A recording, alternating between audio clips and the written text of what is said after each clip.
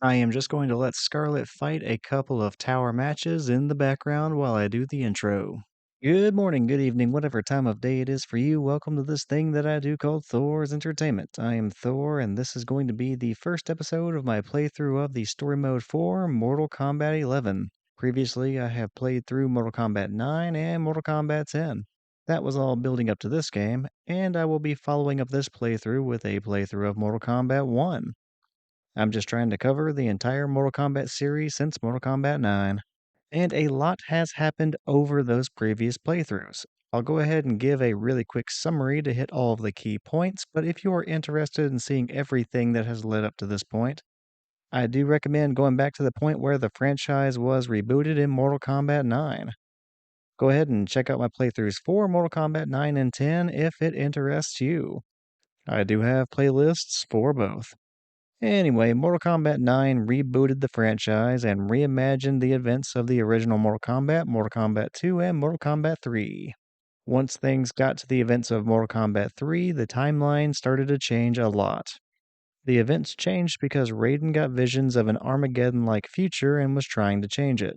Those efforts to change the future worked, but had major implications, mostly in the form of deaths. The thunder god Raiden stopped the Emperor of Outworld, a guy named Shao Khan, from conquering Earthrealm.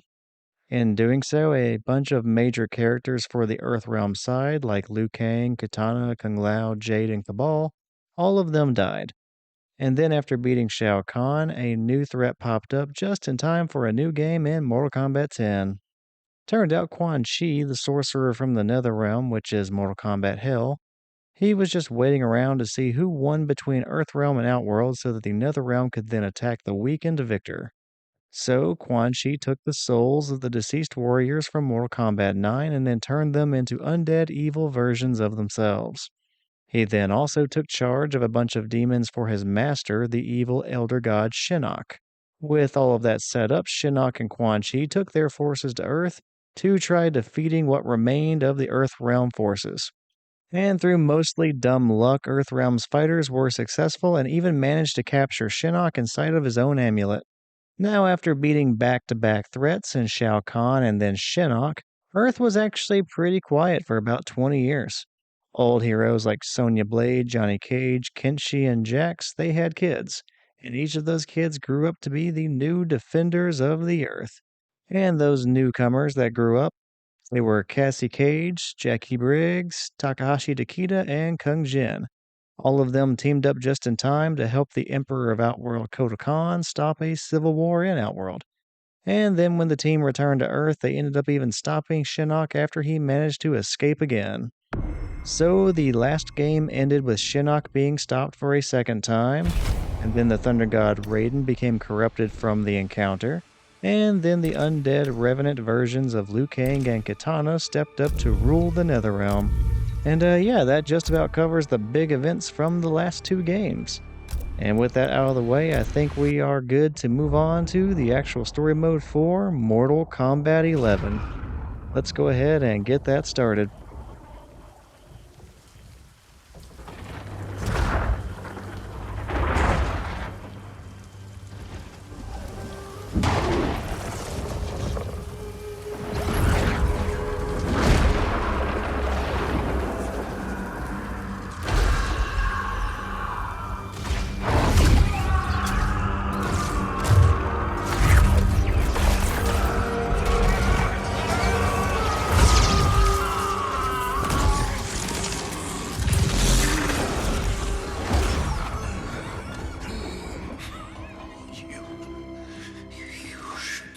Thank me, Raiden. Our battle changed you. For the better.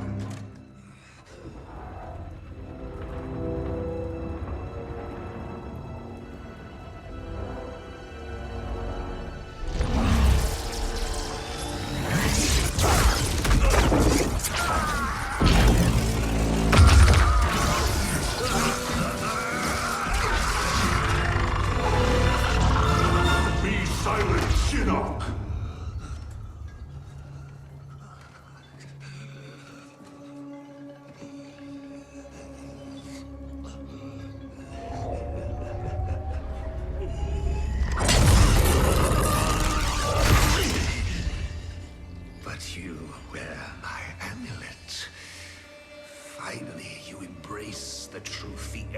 gods deny. The truth I was cast out for speaking. The truth I embrace, Shinnok, is that mercy is wasted on those who defile Earthrealm. I will destroy our enemies before they destroy us, starting with you.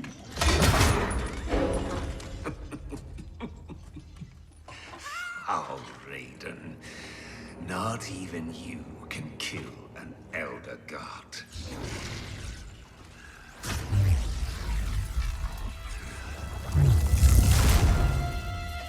There are fates worse than death.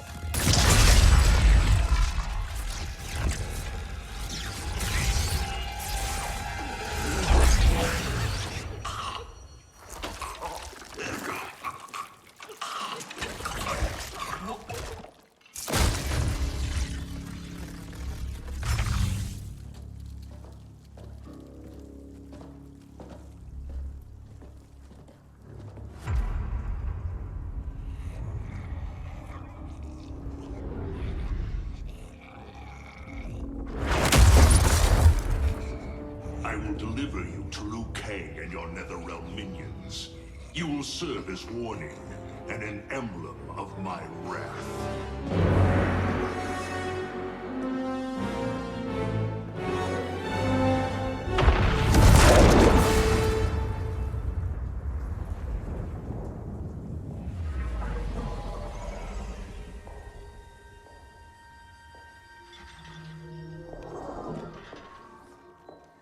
This was not your destiny, Shinnok. Once again, the Thunder God has upset the balance of history. But know this. The arc of the universe bends to my will. It is only a matter of time.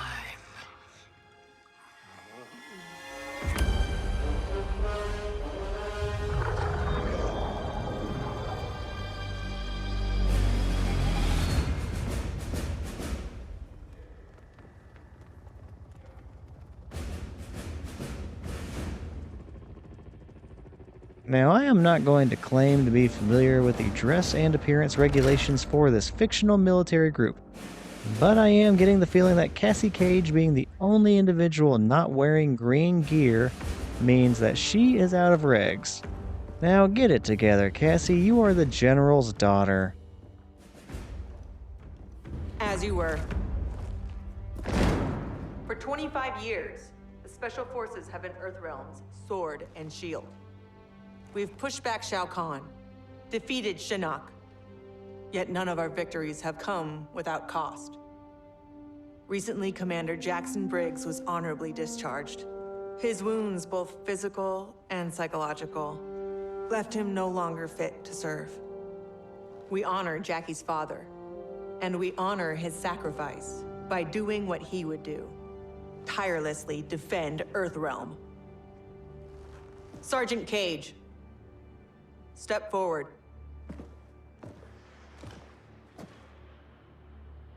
Your leadership and warfighting ability have earned you promotion to commander. But there are no family favors here. By Special Forces tradition, you still have to pass one last test. I need to kick the CO's ass, ma'am. Your ass, ma'am. All right then, Sergeant. Let's see if you can take me. Cassiecage also does not have the sides of her hair shaved anymore. I'm guessing that means that this is about 1 or 2 years after the events of the last game. That would probably be enough time for her to grow all of that back. That or this is taking place almost immediately after the last game, and the character designers just said fuck it.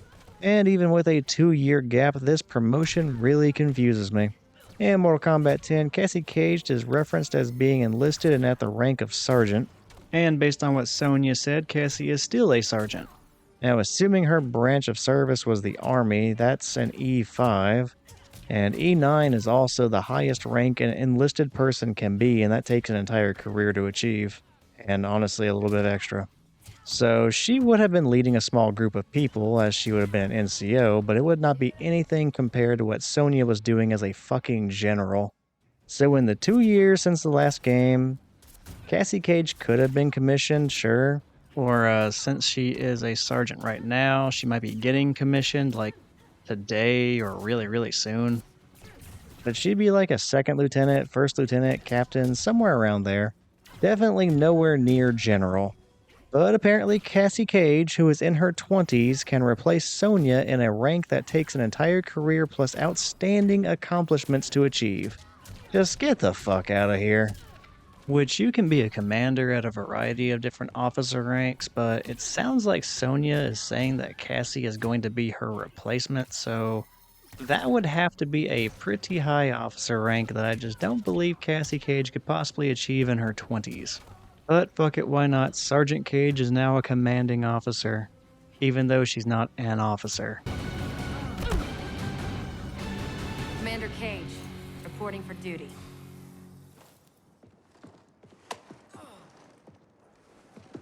Congratulations, Commander.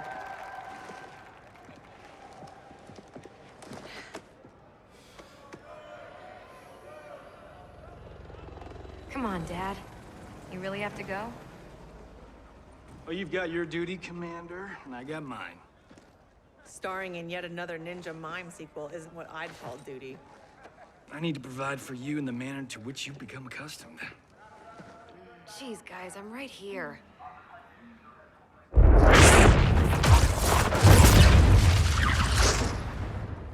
General Blade, Cassandra Cage, What is it, Raiden?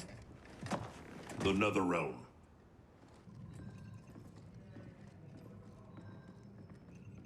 We should open a dialogue.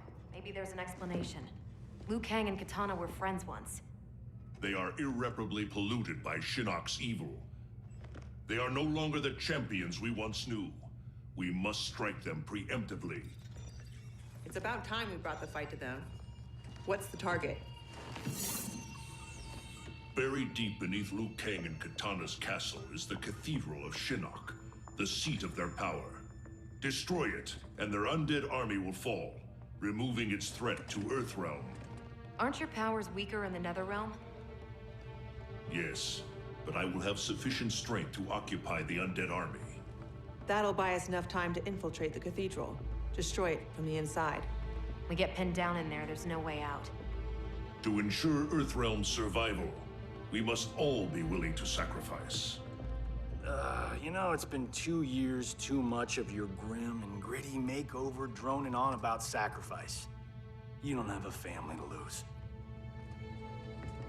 I know loss, Johnny Cage. Raiden's right, Johnny. We're not ready for another war. We've got to take out Neatherrealm's army now, before Liu Kang can bring it here.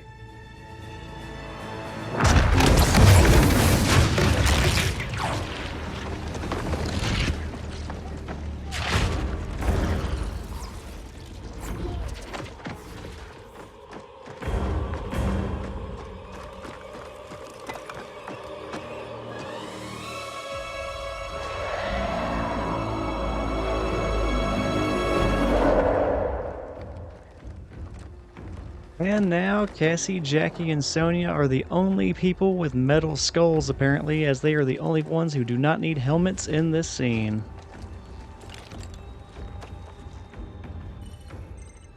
We're in position. Hope Raiden's planned one hell of a diversion.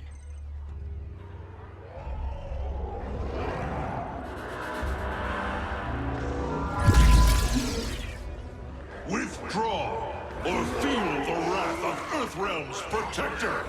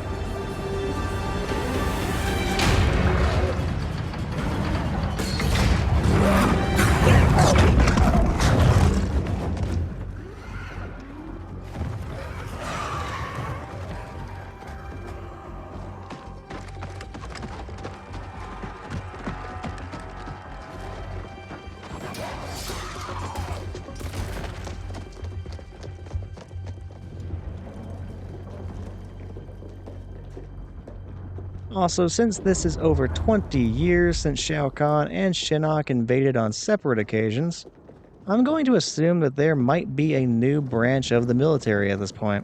I'm going to go ahead and assume that is true, and I'm going to call it the Realm Force.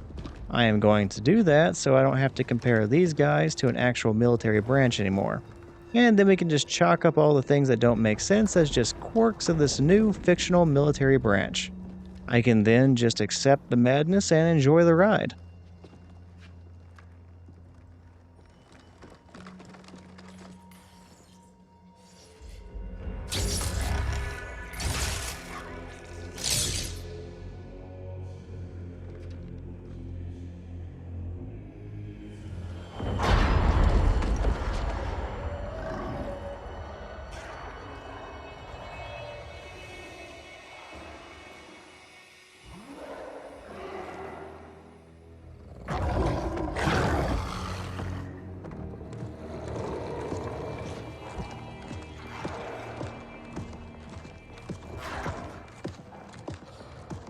Should Raiden get this far, eliminate him.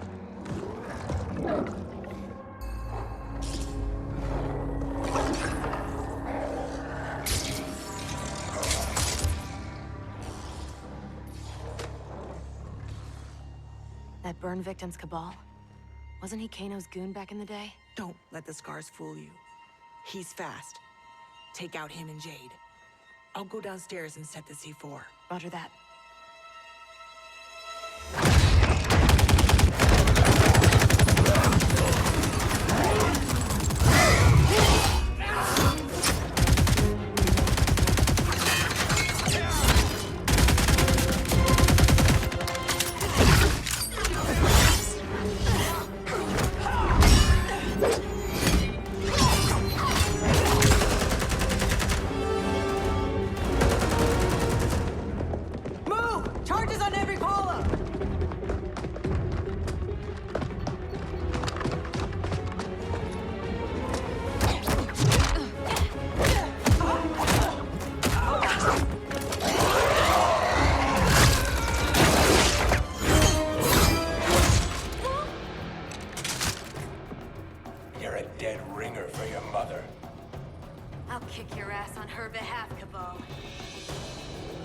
I think Cassiecage is really considerate of the enemy forces. I do not think that she wants to beat them too easily. It could hurt their morale after all, and that's just not really a nice thing to do to your enemy. Instead, she decided to try giving them some help by being one of the only people not dressed in a standard uniform and not wearing a helmet. She figured being an easier target and standing out in a different colored uniform to get the attention of the opposition, despite being a crucial leader in her unit, was just good manners towards the demons. Just what the hell are you doing, Cassie? And Sonya, you're no better. You're also not in proper gear and you're a fucking general. I mean, geez. The rules really are just made up and random suggestions here in the Realm Force. Despite doing all that she can to put herself at a disadvantage, Cassiecage is actually doing fine in this Neatherrealm castle raid. She pretty much just picked up exactly where she left off in the last game, shooting and kicking the crap out of all the Revenants, and all the other Neatherrealm goons.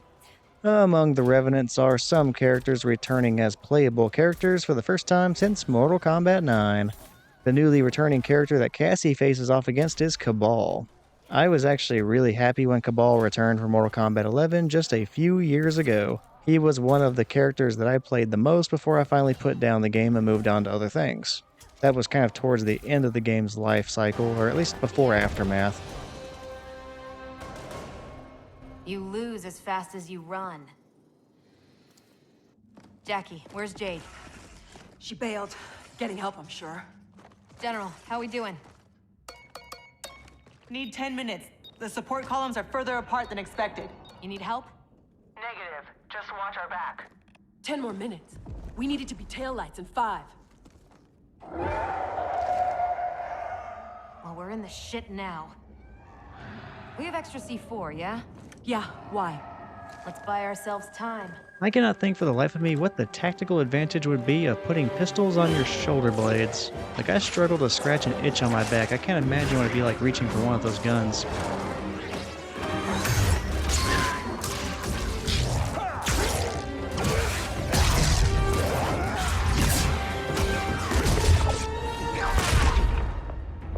Emperor, Empress, Earthrealmers have captured the Bone Temple. But Raiden... He's the diversion.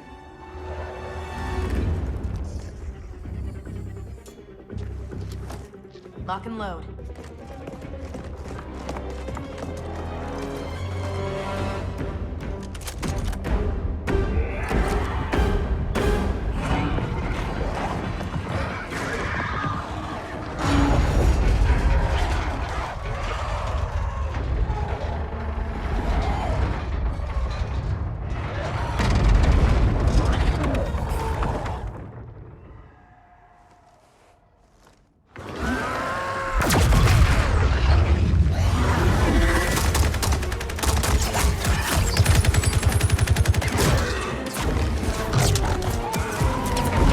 What's going on up there?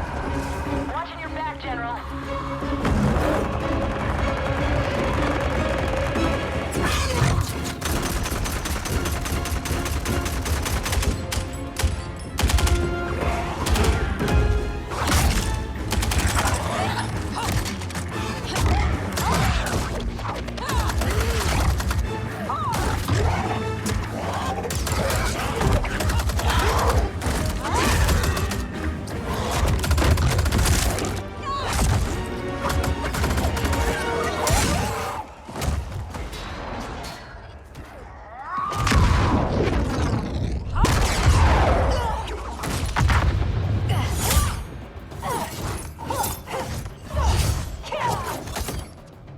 Kitana, Empress of the Dead.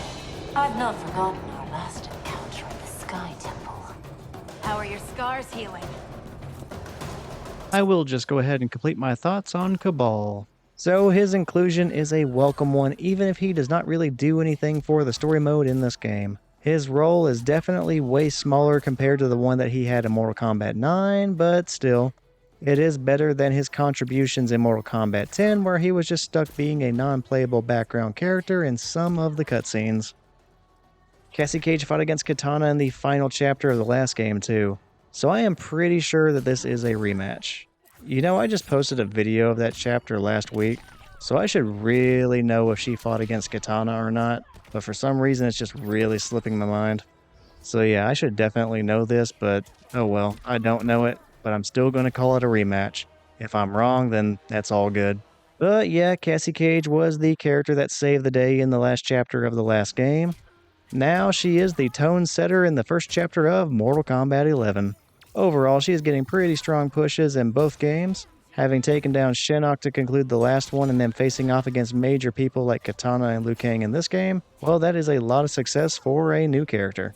And despite all of the early success for Cassiecage in this game, I do find it weird that the opening fight of this game is her against Sonya. Now, I could definitely see some prove your worth fighting bullshit in order to do some sort of a military tradition for morale or something like that.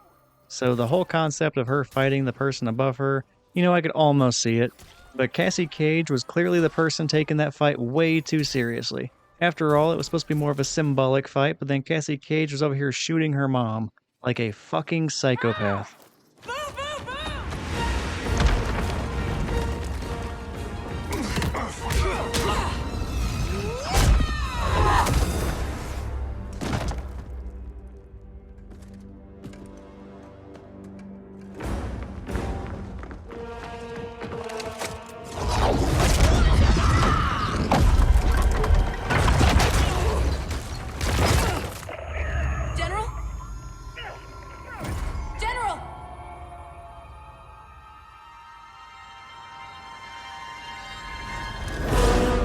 She's trapped, Cassandra Cage.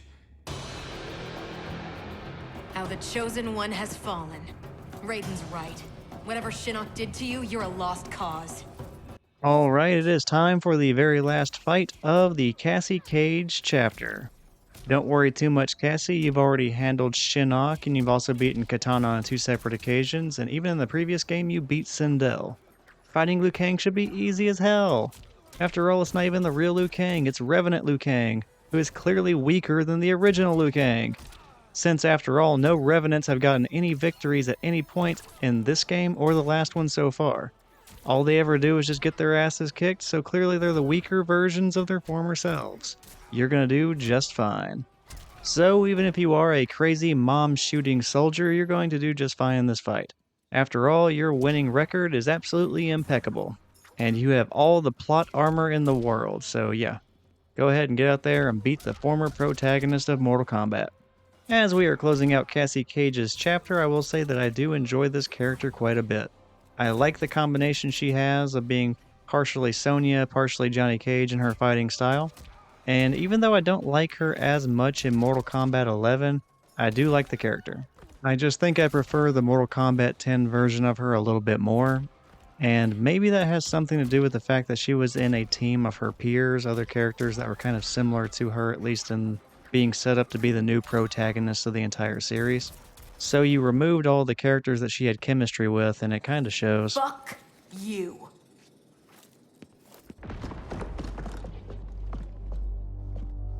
General, can you hear me? General! Mom! I'm here, Cass. Hang tight, we'll get you guys out! They're gone. Cass. And I'm not gonna make it. What? I'm not leaving you behind! Get your team home. That's an order. Your duty. Mine's to finish the mission. Mom, no, we can save you! I love you, Cass.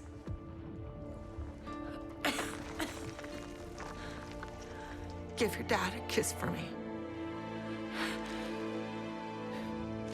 Mom, no, don't! Mom? Mom!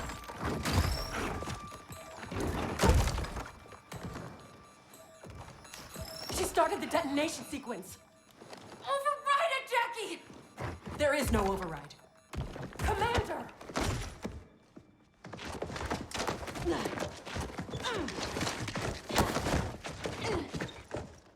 Our orders are to leave.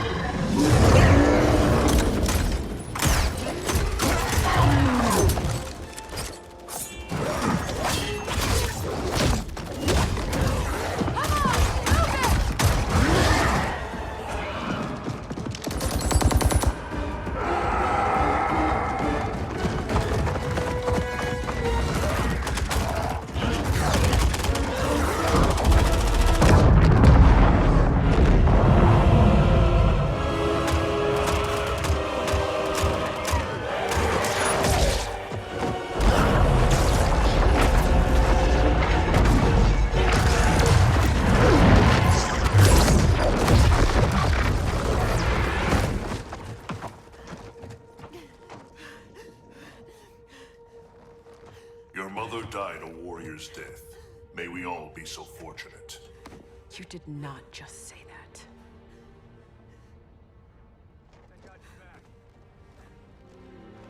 How did the mission go?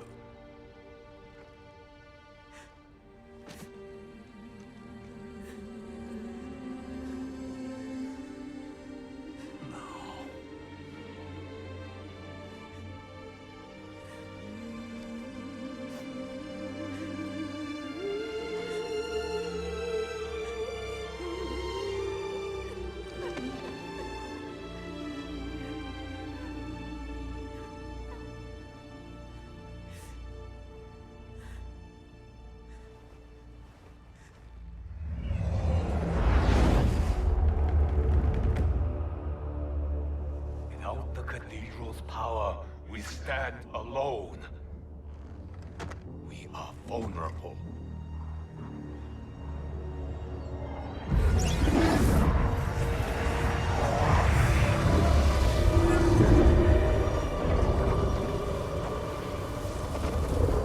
Who are you? One of Raiden's elder gods here to taunt us? No, Kitana. I am much more. Behold.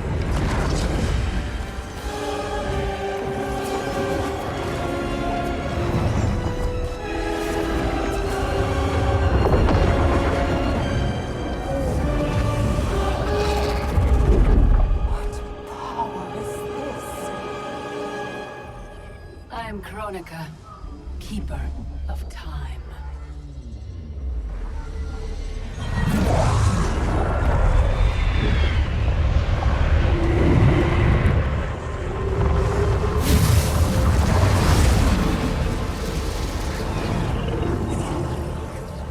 The sands of time guide the destiny of the realms and every soul therein. I've carefully crafted them to keep the realms in balance. But my work's perfection has been irreversibly tainted by Raiden's actions. The two of you have felt that pain most acutely. What can be done? The past is the past, is it not? It need not be. I intend to wind time back to its beginning and restart history. But even with my vast power, I cannot create this new era alone. How will this new era be different? In many ways. But most importantly, there will be no Raiden. How do we begin?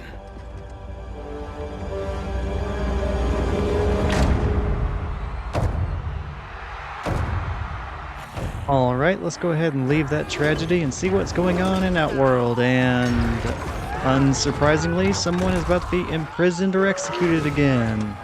Nice to know that no matter how much time has passed, Outworld always remains the same. Thank you for being consistent, Outworld. I can always count on you. For years, you escaped my justice.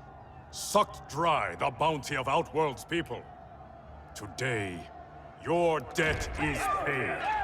Kill me, Kotal, and you lose profit. You mistake me for Shao Khan. I do not inflict bandits upon the poor. Shao Khan approved. His word was law.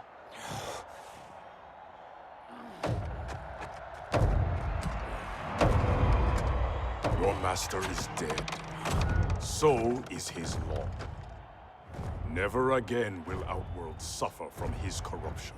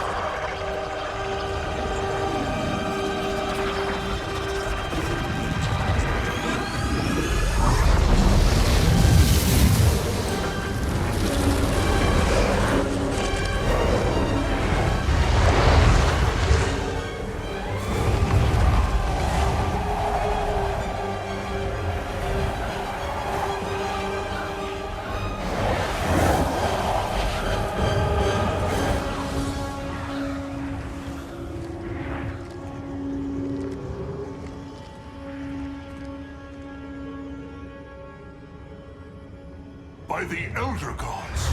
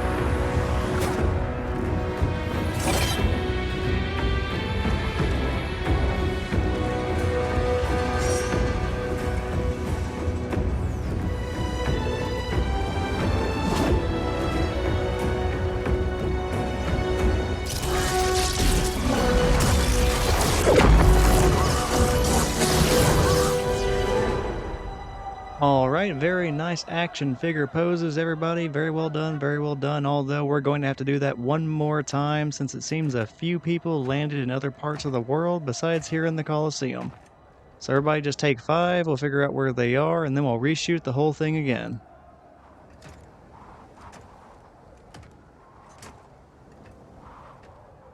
Raiden? Shao Khan? General Kotal. Kotalkhan. Khan? Pathetic fool. You pretend to my throne. It is mine, by right and deed. You were killed long ago, as was your repugnant spawn Melina. We were at the Mortal Kombat tournament. Kung Lao had just defeated Shang Tsung and Quan Chi. We are decades beyond those events. For us, they happened only moments ago. What game are you playing, Raiden? What magic powers this delusion? If it is a delusion, it is one we all share. Is it possible that the past and future are colliding? Kitana, Baraka, Skarlet, all Outworld champions long since gone. If you have all returned, has... I am here, Kotal. Jade.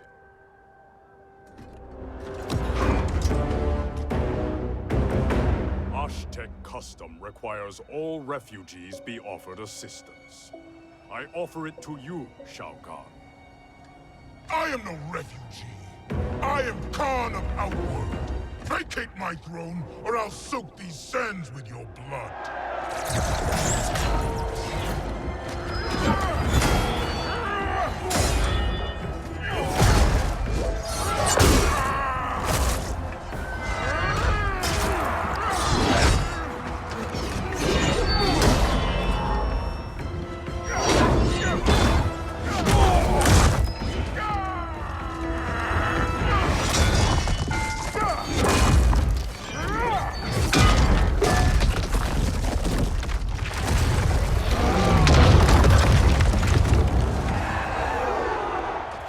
God Raiden, what do we do? I have not met Kotal, but he is reputed to be a man of honor. It's true. I know him well. Then we must navigate this crisis by aiding him.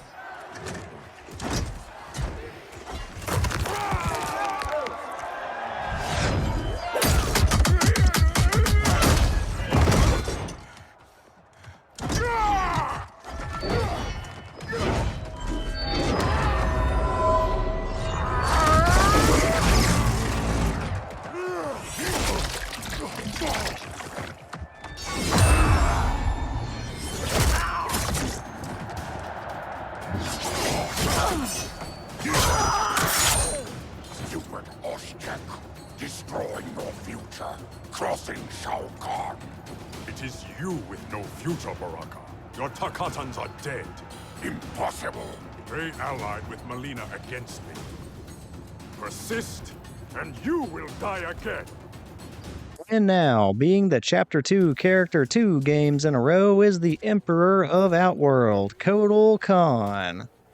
And upon reflection, that statement might be a bit redundant. At least since Mortal Kombat 10, the Outworld hierarchy has been updated so that Khan is the official term for Emperor in Outworld. So I may have just basically been calling him Emperor twice. Oh well, it is a hard habit to kick. After all, Khan meaning Emperor was not always the case. Back in the day, Shao Khan was the Emperor of Outworld, and Khan was just part of his name. Eventually that changed, and that's why Kotal here also has Khan in his name now. So Shao and Kotal are not related at all, other than both having shared military service in Outworld and also having been Khans, at different times. I like how the previous cutscene went out of its way to make Baraka look good. Baraka was just wrecking all of the nameless background characters on his way to Kotal. Baraka, similar to Kabal in the last chapter, is a returning playable character for the first time since Mortal Kombat 9. Now, I also enjoyed playing Baraka a good amount in this game, but I liked playing as him when the game first released. It was him and erronblack that were the characters I first picked up.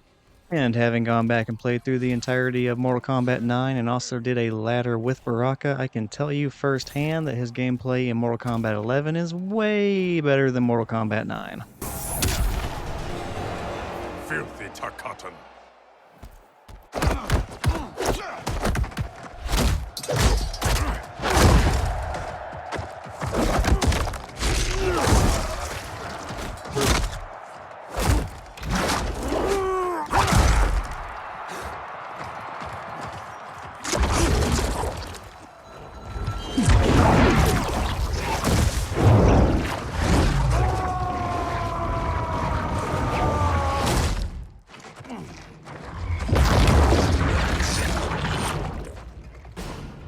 orphan turned assassin. Better to thrive in Shaokan's court than starve in the streets. You Oshtek may practice blood magic, Kotal, but I am the master.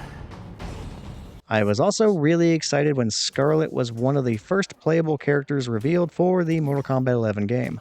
I cannot remember exactly if it was just the trailers that were featuring her or if she was one of the few playable characters in the beta. But it was really awesome seeing her redesign, and I was excited for her to be in this game, or at least to be part of the main roster for a change, because she was a DLC character in Mortal Kombat 9, and as a result of that, she really didn't have anything to do with the story. She also was not part of any other Mortal Kombat game prior to Mortal Kombat 9, despite some of the rumors that were going around about 25 years ago. And by rumors, I mean that similar to Ermac, there were rumors that there was another woman ninja character in the game. I think it was Mortal Kombat 3, but maybe it was 2. But there were rumors that there was another character that you could unlock or fight. And that character was wearing red, so she was referred to as Skarlet.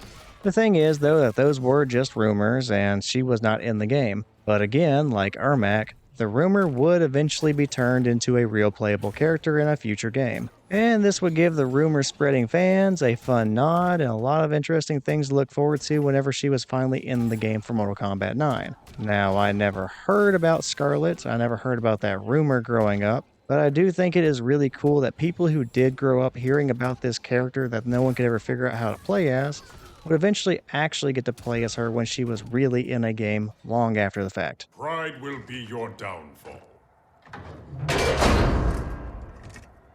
Kotal.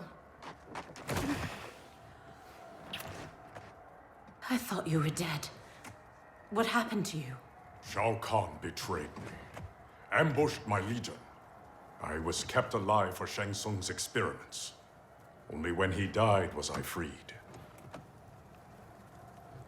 Seeing you again makes it worth living this nightmare. I will not lose you twice.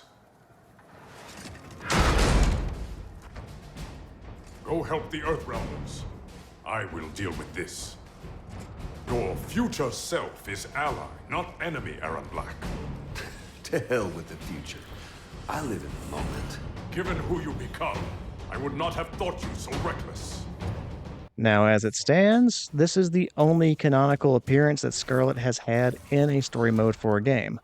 Now, in the cutscene, she was pulled from the events of Mortal Kombat 2 by Kronika, but Skarlet was not really ever in Mortal Kombat 2 prior to that retcon. So this is really her story mode debut. Although she did have a really cool role in the Mortal Kombat 10 comics, but I don't think those events are really canon anymore. Also, erronblack is returning from Mortal Kombat 10, but somehow he even has less to do in this game than he did in the old game. Now we fight some past version of erronblack that is working for the Black Dragon Gang. I guess their creators needed a way to make his past self a villain, but I wish they had done it in another way. Something about erronblack just being a lackey to Kano just does not feel right. Especially after he was built up to be some amazing assassin and a highly sought-after bodyguard in the last game. It just seems like he was supposed to be a much more prestigious character than a Black Dragon Gang member. Now, I'm not sure what the creators would have done differently to make this still work, but I wish there was something different done. Also, where the hell is the erronblack of the present day? Like, it kind of seems like he would be in the middle of this scuffle as well, since before he was always around to protect kotalkhan. And later on, we do find out that erronblack is still alive in present day, so... like, where the fuck is he?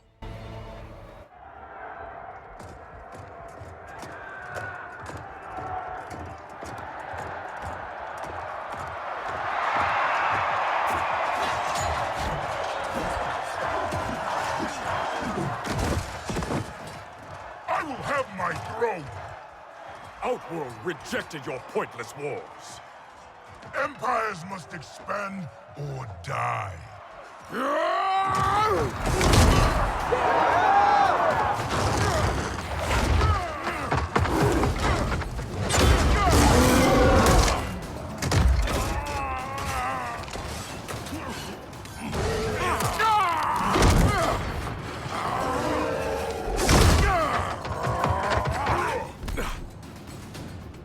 Your conquest served you alone, not Outworld's people.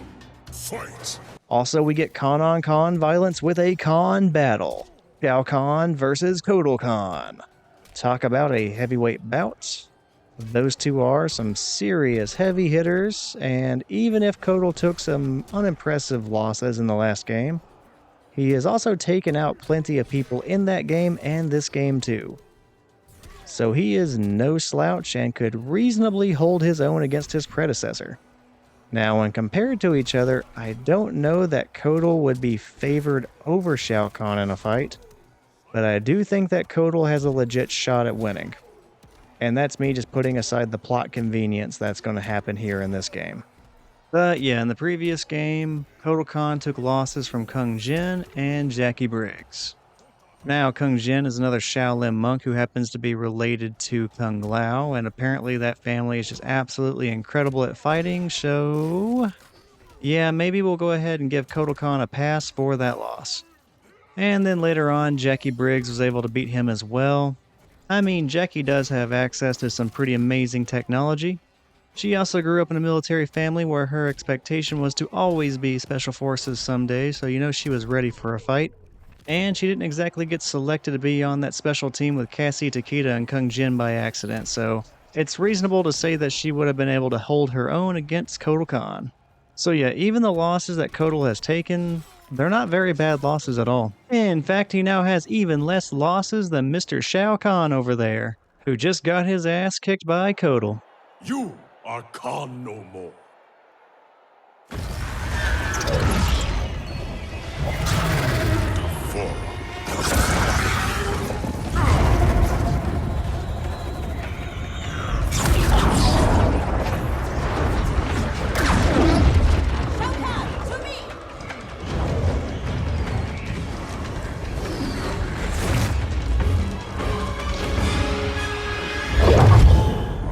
Not known stranger days. Kotalkhan, I am Raiden, protector of Earthrealm. I know you. We are acquainted in your era. We were allies who became enemies. I am surprised, given our shared antipathy toward Shao Khan. Everything changed after your defeat of Shinnok. Shinnok's defeated? Our realms joined to fight him. But in victory, you were hardened. To protect Earthrealm, you lashed out at all realms you deemed threats. That cannot be. My Raiden wears Shinnok's amulet as a symbol of his fury. Be assured, Kotalkhan, I am not that Raiden. We have common cause, both in solving this temporal crisis and in defeating Shao Khan. Agreed. Liu Kang, Kung Lao, and I will return to Earthrealm and learn what temporal anomalies have occurred there. We must better understand the phenomenon we are experiencing. I will have my scouts track Shao Khan. So, this is goodbye. Only goodbye for now. I can't leave while Shao Khan threatens Outworld. I must seek justice for what he did to my family, and to all Edinia. I will come back for you, to aid you, Princess.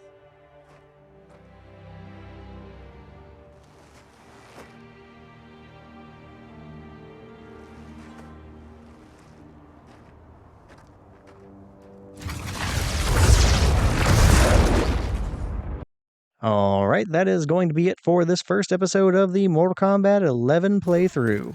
We got to see the tragic loss of Sonyablade following the raid on a Neatherrealm castle, and then this game's big bad boss decided to make her appearance. Turns out she is a titan who controls time. Her name is Kronika, and she is really pissed that Raiden fucked with her carefully constructed timeline and then went on to decapitate her Elder God's son, Shinnok. So yeah, the Thunder God Raiden definitely hit a nerve, and she does not like his alterations to her timeline, and she is preparing to hit the reset button on all of time. Now that plan to just reset all of time was put into motion by Kronika whenever she pulled a bunch of heroes and villains from the past into the events of the present. Now stuck in the middle of that chaos was kotalkhan, and he just managed to survive the chaos, and he has now allied himself with the heroes from the past. And with that alliance set up, we will get to see what exactly happens with them and get to see what the next part of Kronika's plan is in the very next episode. For now, though, this has been Thor's Entertainments. I am Thor. Just thank you for watching this episode. I hope you enjoyed it, and I hope you enjoy the next one. Take care, and I will see you next time.